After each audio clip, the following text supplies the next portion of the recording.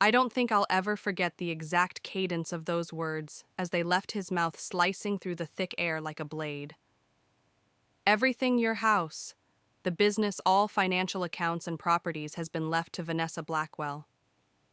For a few seconds, I honestly thought I misheard him. The words echoed in my head, bouncing off the walls like cruel confetti. My ears rang like church bells after a funeral, and my heart stalled. Not figuratively, literally.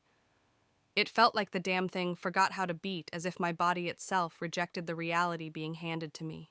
My breath seized somewhere deep inside my chest, my lungs locking down as if refusing to process the betrayal wrapped inside the lawyer's carefully chosen words.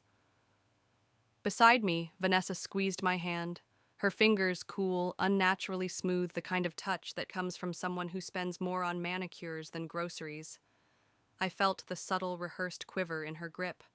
She leaned closer, her designer perfume flooding my senses, as her painted-on tears shimmered under the soft office lights, not a single smudge daring to mar her flawless mascara. Rachel, I swear. I had no idea she murmured, her voice wobbling in that perfect heartbreak-tinged tone she probably practiced in the mirror. Let me back up. Vanessa Blackwell is my older sister by 3 years, and in many people's eyes the family's crown jewel. Gorgeous, accomplished, the kind of woman who could enter a crowded conference room and command it without saying a word. People adored her, and she basked in it like a cat in a sunbeam. She had always been that way, from playgrounds to boardrooms, dazzling everyone she met. And yet to me she was supposed to be something simpler, my sister, my anchor, my person. Or at least, I used to think so. But right then, I couldn't speak. The words wouldn't come. My tongue felt as heavy as concrete tangled in the back of my throat, somewhere between confusion and a molten rage I couldn't yet name. I stared blankly at Mr. Franklin Chambers, the attorney Daniel trusted for years. I waited, praying for some correction, some awkward chuckle, followed by the real Will, the true version. But there was nothing. Just Mr. Chambers blinking slowly, looking down at the manila folder like it was a death sentence. Because for me it was. That folder might as well have contained the blueprints to my entire life, and now it had been handed without question into Vanessa's perfectly manicured hands. The room was suffocating in its stillness. Even the whir of the office air conditioner sounded deafening, like a jet engine roaring in my ears. I could hear the subtle, steady tick of the antique brass clock sitting on the corner bookshelf each second, carving into my reality like a chisel into stone. I wasn't just losing assets. I was losing my entire world. My fingers twitched against the polished leather arms of the chair. I wanted no needed to scream, to demand an explanation, to rip that folder from Mr. Chambers' hands and throw it against the wall. But I didn't. I couldn't. Instead, I sat frozen, hollowed out by the kind of disbelief that leaves you cold and numb. My body stiffened, locked into that chair like I was bracing for an accident that had already happened. Why? How? Why, Vanessa? Why everything? The same questions spiraled on a loop in my brain, loud and relentless like static I couldn't switch off. I turned to look at her. Her lower lip quivered just enough to look authentic, and she gently dabbed a non-existent tear from the corner of her eye. It was an Oscar-worthy act, I'll give her that. But then, just for the briefest of moments I saw it, her eyes flickered. Quick, sharp, predatory. She glanced at the documents in Mr. Chambers' hands, then at me, and just as swiftly the mask slid back into place, the tears returning like a well-rehearsed scene. And that's when it clicked. She knew. Of course she knew. The tears weren't from shock. They were relief. She'd been waiting for this moment, probably engineering it from the shadows for months. My pulse hammered so loudly in my ears I thought I might faint. And that's when I remembered. The envelope. The one Daniel pressed into my hands 3 days before he left this earth. Sealed with red wax, his initials etched like a whisper from the grave. I had shoved it deep into the inner pocket of my bag, assuming it was insurance paperwork, or a final love letter I wasn't ready to face. But now his words came back to me clear and direct. Open this only if something doesn't feel right. Well, nothing about this circus of grief and deceit felt right. I slowly, deliberately pulled my hand away from Vanessa's icy grip. She blinked, tilting her head like a wounded sparrow playing her part perfectly. But I gave her nothing back. No expression, no comfort, no more sisterly faith. Instead, I reached into my purse, my fingers trembling as they brushed the rough edges of the sealed envelope. It was time. Time to face whatever Daniel had left me, because clearly he didn't trust anyone else to deliver the truth. I stood slowly, my chair groaning beneath me. Mr. Chambers raised his eyebrows, pausing mid-sentence. Vanessa's perfect mask wobbled for a split second, like porcelain cracking under too much heat. I placed the envelope squarely on the shiny oak conference table, its crimson wax seal gleaming under the overhead lights. My voice, though quiet, cut through the silence like a scalpel. "There's something else," I said, evenly. "Something Daniel asked to be read. If things didn't feel right." And in that instant, the room froze.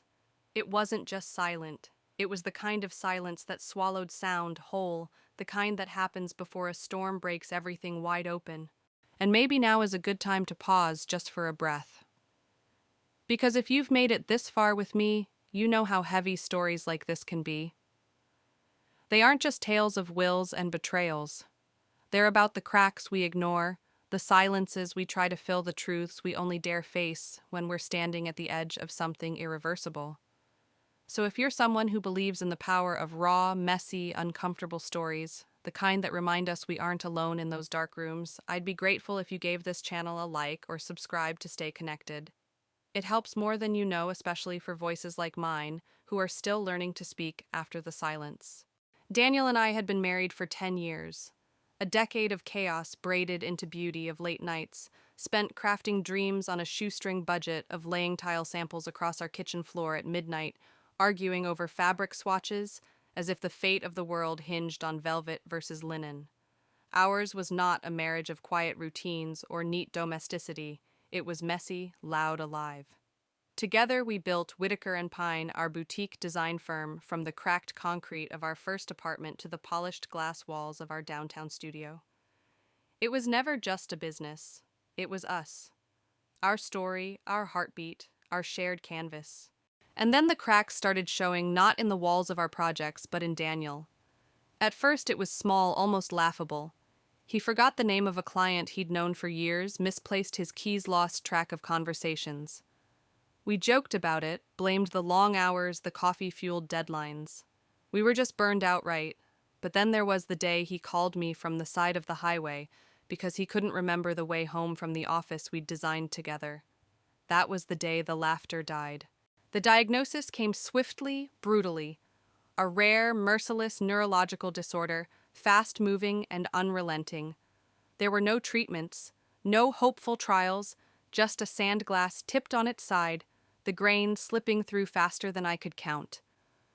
I remember feeling like I was drowning in a sea of molasses, slow suffocating, inevitable. That was when Vanessa stepped in. My older sister, 3 years my senior, and always the one with the answers, the one who never let life stain her too deeply. She appeared at the hospital like some dark angel heels echoing on sterile linoleum, her black wool coat still kissed with fresh snow. She wrapped me in an embrace so delicate it made me feel like porcelain, fragile and chipped. "You don't have to do this alone, Rachel," she said, voice smooth as silk and just as cold. "I'm here now." And she was. Relentlessly so. Vanessa took control as if it had always been hers, managing Daniel's appointments, arranging his medications in perfect color-coded rows, fielding calls from clients as though she were part of the business I'd never invited her into. People adored her for it. Friends, nurses, even Daniel himself lavished her with praise. "You're lucky to have her," they said, their voices tinged with admiration. I no longer knew how to receive. And for a while I believed them, because believing was easier than facing the gnawing discomfort crawling under my skin. But it was the tiny things, the shadows at the edges of conversations, that started whispering the truth to me. The way Daniel would stop speaking the moment I walked into a room. The way Vanessa always had his phone in hand, replying to texts, intercepting calls, her thumbs flying across the screen like a gatekeeper I'd never appointed. I ignored it, told myself I was paranoid. After all, my husband was dying. My sister was helping. Why was I twisting myself into knots over nothing? But paranoia, I would come to understand, is just intuition in disguise, an instinct we haven't yet learned to translate into words. There was a night one I can still see in slivered, grainy detail when I passed Daniel's study and heard their voices low and sharp, brimming with urgency. I stepped in, and the silence that followed was so thick it stole the oxygen from the room. Vanessa turned to me, her smile wide enough to hide a blade. We were just working out updates to the business contracts, she said, syrupy and sweet. But there was something about the way her words landed, too smooth, too polished. And Daniel? He didn't look scared. He looked guilty. A quiet, aching guilt that stabbed through me deeper than fear ever could. I swallowed it down, clinging to the fantasy of family, of love, of trust. In his final days, Daniel barely spoke at all. His world receded into a fog I couldn't reach. But there was one night, one fragment of clarity left, when he called me into his room. His voice was barely a whisper rasping against the stillness. His hands shook as he handed me a thick, wax-sealed envelope, his initials pressed into the deep crimson seal like a brand. Rachel. He said, his eyes locking onto mine with an intensity that cleaved through the haze of his illness. Open this only if something doesn't feel right. I held it, felt the warmth of his touch still lingering on the paper. But before I could speak, his eyelids fluttered shut and he drifted away. And he never truly came back. After he was gone, I tucked the envelope into the depths of my bag, burying it under layers of denial. I couldn't bring myself to open it, couldn't face whatever truths it contained. I convinced myself it was nothing more than a love letter, a list of passwords, a final kindness I would read someday when my heart wasn't breaking.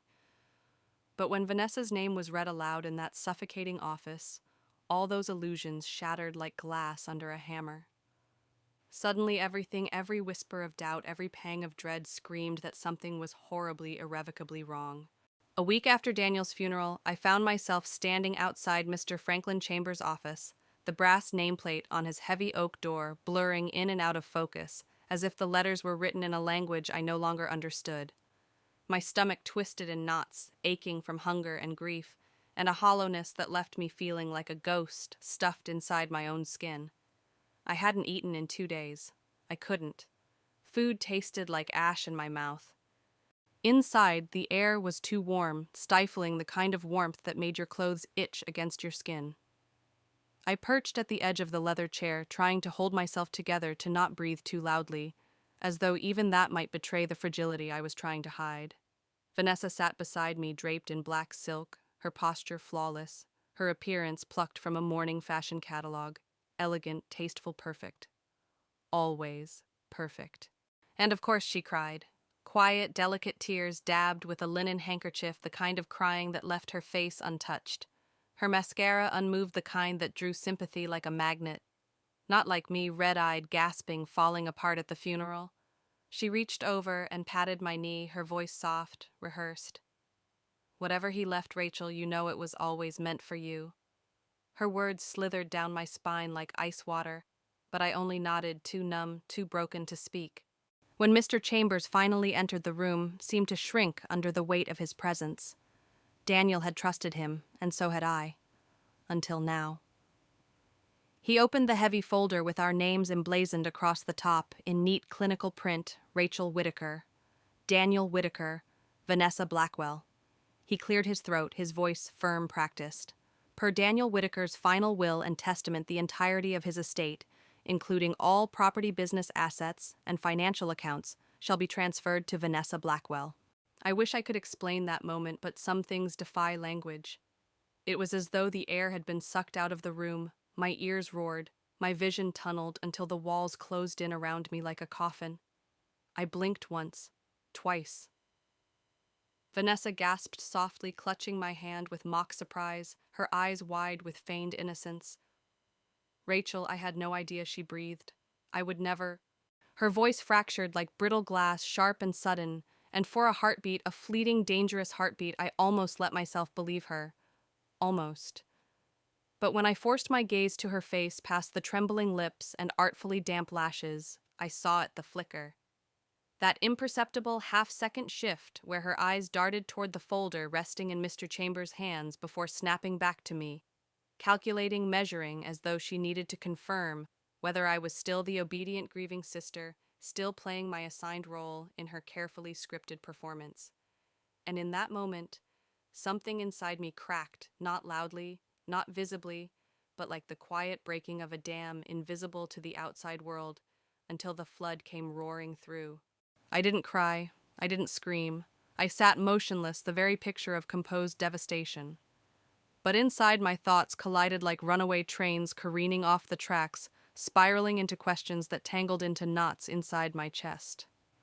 How could she do this to me? Why her? Why now? What piece of the puzzle was I missing? And then, as if summoned by my spiraling panic, I remembered the envelope. I could almost feel it radiating heat through the fabric of my handbag, tucked safely in the side pocket where I had hidden it, untouched, since the day Daniel pressed it into my hands. His words drifted back to me like an echo from a dream I hadn't dared revisit. Open this only if something doesn't feel right. Well, nothing about this grotesque theater felt remotely right. I rose from my chair with a slow, deliberate grace, the leather groaning beneath me, as if the chair itself resisted the weight of what I was about to do. Mr. Chambers fell silent mid-sentence, his brows knitting together in a subtle question.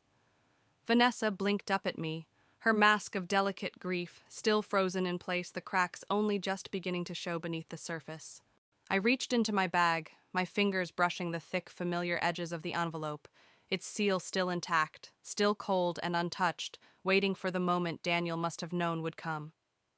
My hands trembled, not with fear, but with the growing certainty that this was the turning point, that everything I believed was about to be torn down and rebuilt.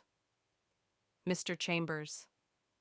I said, my voice low, but each word carved from granite. There's something else Daniel left. Something he asked me to bring forward, if things didn't feel right. I laid the envelope down on the table with a care that felt almost ceremonial, the crimson wax seal gleaming under the overhead lights like a drop of blood on snow. Vanessa didn't move. She didn't have to. In her stillness, I saw the truth. She already knew what was inside. The envelope seemed heavier than I remembered, its presence commanding, oppressive, as if it held not just paper, but the weight of all the secrets and betrayals that had been fermenting in the shadows. Daniel's initials, DW, pressed into the wax, stared back at me like an accusation. I couldn't tear my eyes from it. What once felt like a final gesture of love now pulsed with something more potent, more dangerous. It was no longer just a seal. It was a reckoning. Mr. Chambers adjusted his glasses, his expression shifting from puzzled curiosity to something more grave, more measured, as he reached for the envelope, handling it with the reverence of a man about to unearth a buried truth. Where did this come from? He asked gently, his fingertips tracing the wax as though it might bite him. I swallowed, my throat dry as bone. Daniel gave it to me 3 days before he passed, I said, steady, despite the quiver in my chest. He told me only if something felt wrong after he was gone. From across the table, I heard Vanessa exhale a sound too close to a scoff to ignore, though she was careful to keep it low, almost beneath notice. Almost. I didn't look at her. I couldn't.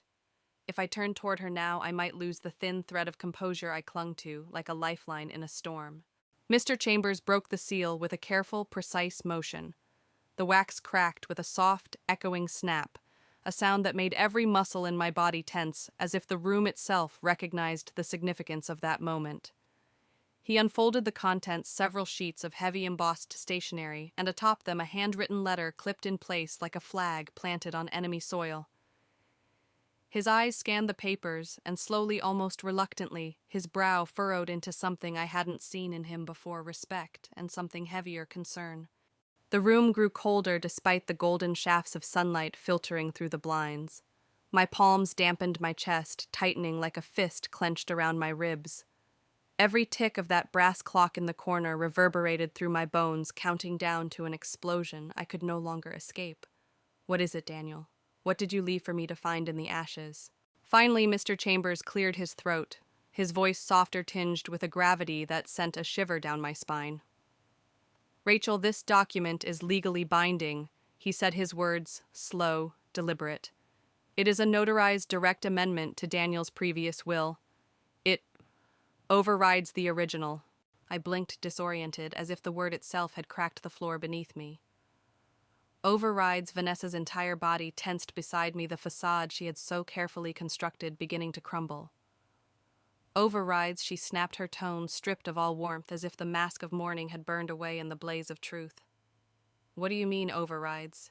Mr. Chambers, unshaken, lifted the handwritten page with steady hands. This is Daniel's final letter, and I am instructed to read it aloud in the presence of both parties.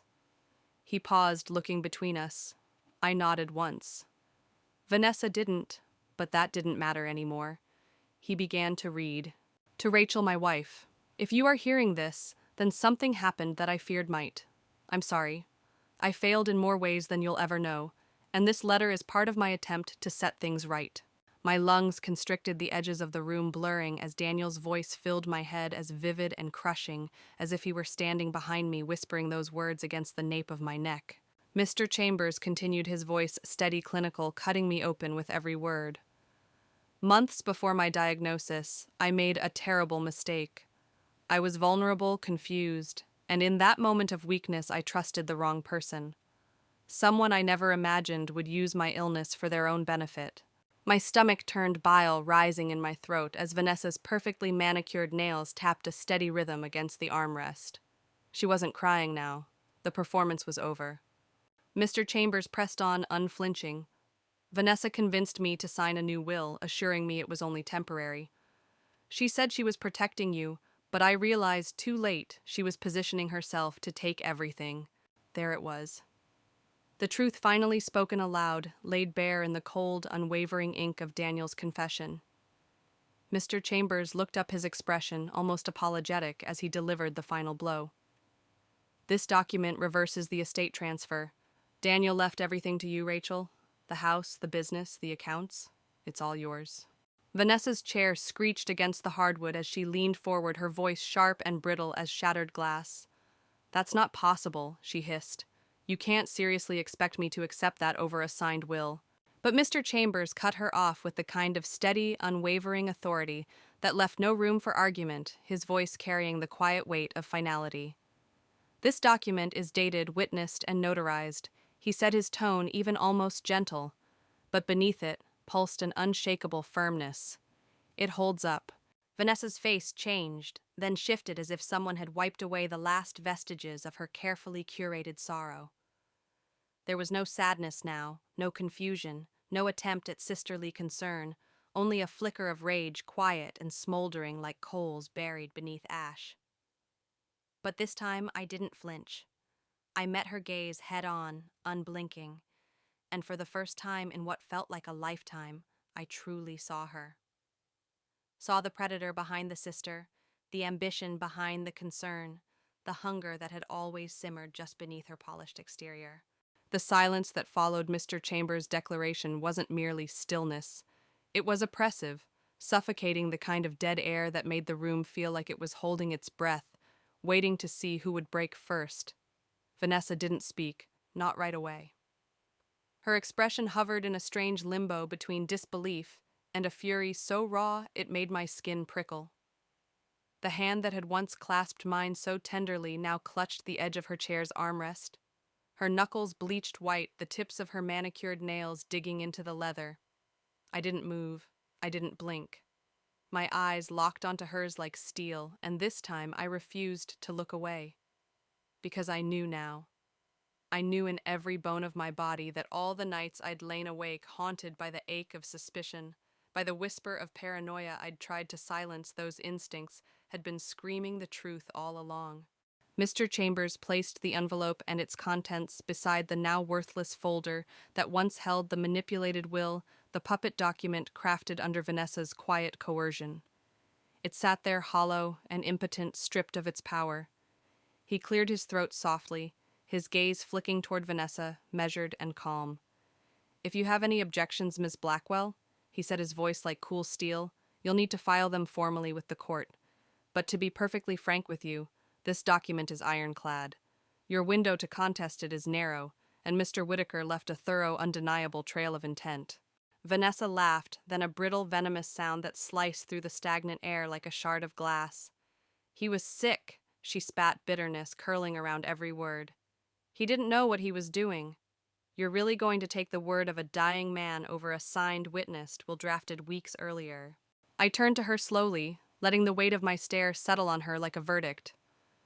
You mean the will you pressured him into signing, the one you helped him draft, while he couldn't think straight, while I was out filling his prescriptions and trusting you? My voice didn't waver, though my heart pounded so hard I could feel it in my throat. Her eyes snapped to mine, no longer hiding behind tears or pity or familial concern.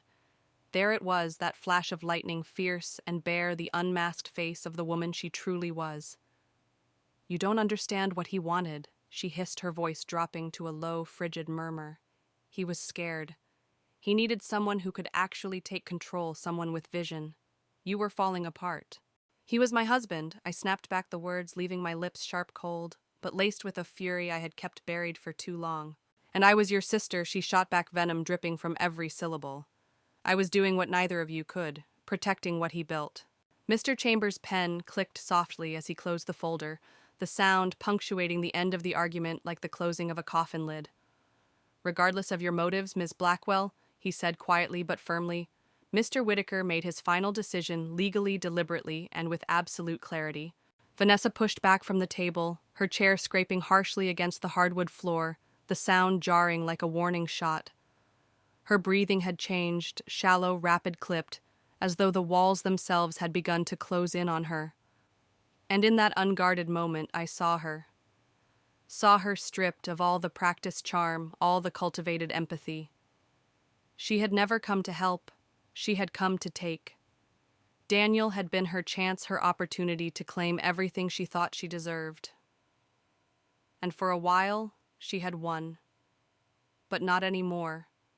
Because Daniel had seen her for who she was, maybe too late, maybe in the final hours, but he had seen. And now, through ink and parchment, he had spoken with more certainty than he ever had while alive. It was never just about the house or the business or the money. It was about truth. It was about trust. It was about giving me back something no one else had since the moment Daniel had drawn his last breath, a voice. Mine. Vanessa didn't say goodbye. She didn't even glance back. She gathered her coat over her arm and walked out, her heels clacking against the corridor floor like gunfire fading into the quiet. I sat there motionless long after she was gone, my body finally unraveling the tension it had held for days, perhaps weeks, perhaps longer than I dared admit. I turned to Mr. Chambers, who regarded me with a nod that carried the weight of sympathy, but also something quieter, deeper respect. He meant for you to have this, he said softly, his hand resting on the envelope as though it too carried Daniel's last heartbeat. I nodded, unable to find words. My throat ached, but not with grief. No, what filled me now was something I hadn't felt since the day Daniel first got sick. Strength. Not the loud, boisterous kind, the quiet kind, the kind you earn after walking through fire, the kind forged in betrayal and sealed by the cold, relentless truth. I gathered the envelope and the amended will, my fingers lingering over Daniel's signature, feeling the weight of his final act of love settle into my bones. His last safeguard. His last gift. And as I sat there watching the remnants of Vanessa's exit ripple through the air like the aftermath of a distant explosion, I thought to myself, he knew. Daniel knew her. He knew me. And even at the end, when his body betrayed him, when his mind flickered in and out like a faulty light, he had chosen me. The thought settled over me like a weighted blanket, not suffocating, but grounding, anchoring me in a reality that had for so long felt like it was slipping through my fingers. It's a strange thing, how silence changes once the storm passes. That same room where only minutes before my world had tilted on its axis, cracking down the center like a broken porcelain plate, now felt still, not just silent, but tranquil, as if the walls themselves exhaled alongside me. For the first time in what felt like an eternity, I breathed deeply, my chest unburdened by the suffocating weight of doubt. The letter, the envelope, the truths Daniel had left behind, They didn't just change the outcome on paper. They didn't merely redraw the lines of ownership or rewrite the names on legal documents. They changed me. They reshaped something inside me I hadn't realized was fractured. For days after that confrontation, I kept the envelope on my nightstand, as though its presence might ward off the ghosts of my own hesitation. I found myself tracing its edges with the tips of my fingers before sleep claimed me, not because I needed to reread the words. I knew them by heart, but because that envelope had become something more than parchment and wax. It was a talisman, a fragile yet powerful reminder of something I hadn't felt in so long I'd nearly forgotten what it tasted like, that he believed in me. Daniel had made mistakes. I would never paint over that truth. He had let Vanessa in too far, trusted her too deeply, ignored the whispers of doubt when they began to curl around the edges of our life. And yes, he betrayed me once. I won't romanticize that or twist it into something gentler than it was. But in the end, when the fog of illness cleared and he had nothing left but truth and time, he gave me something no apology could match. He gave me the truth. He gave me the choice. He gave me protection in the only way he still could, from beyond the veil of death, through ink and seal and words etched in trembling handwriting. The days that followed weren't clean or linear. Healing never is.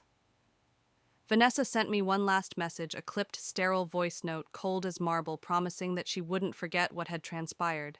I never responded. I didn't need to. She had played her hand. She had lost. Not because I bested her in some courtroom battle, but because Daniel, in one final lucid moment, had seen her for who she truly was, and in that seeing, he unraveled everything she had so meticulously constructed. I took time away from the business. I had to.